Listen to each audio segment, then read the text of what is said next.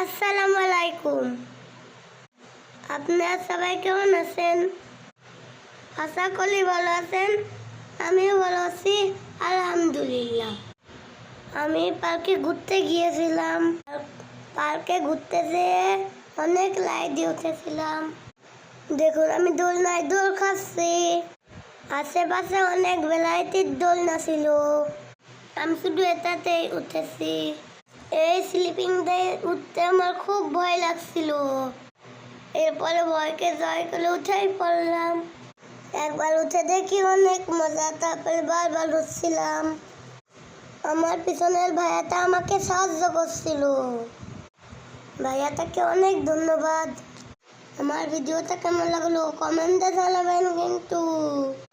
দেখুন আমি কত এনজয় করছিলাম।